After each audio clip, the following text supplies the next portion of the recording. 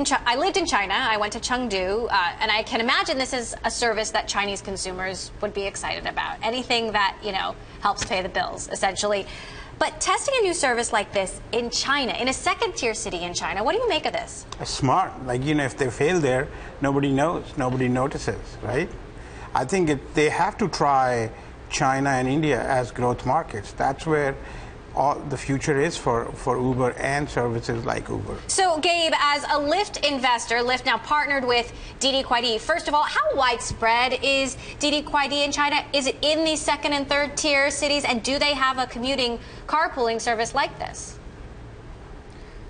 Yeah, so they're in 80% of the market, or they have 80% of the market compared to Uber having 20%, and they are in I think 60-plus cities in China. So they are very, very big in China. And I think in terms of, Uber doing this, I agree with them. I have to wonder, though, with their issues, being cast as a taxi competitor and being rated by the government, if this isn't also perhaps a bit of a PR move to recast themselves as a real peer-to-peer transportation company.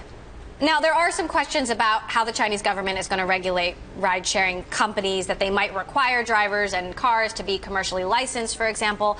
The reason I had you on is because you recently did a round-the-world tour. You used Uber in a lot of different countries and had some observations about how well it's actually working abroad in places where they're technically launched, but, realistically not that far penetrated. At the same time, we're seeing Uber having a lot of trouble in Paris. The courts there upholding a ruling against their Uber Pop service, which is a lot like Uber X. Tell me about your observations. So I love the whole experience, that one app, never have to bother with, telling people where I'm going. So that was great. I think Uber works in places where there is abundance of drivers.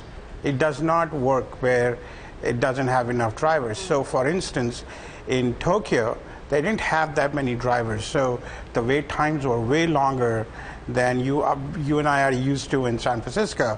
Sweden, again, Stockholm was, again, the wait time was somewhere between 7 to 12 minutes.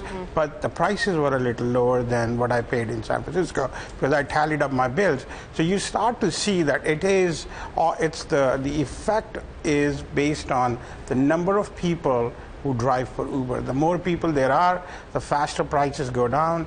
That's the thing they're good at. Okay, so quickly, Gabe, you were part of the Department of Transportation in Chicago, in D.C. Obviously, these regulations abroad, they're all different. But can Uber, can Lyft triumph over these kinds of regulation?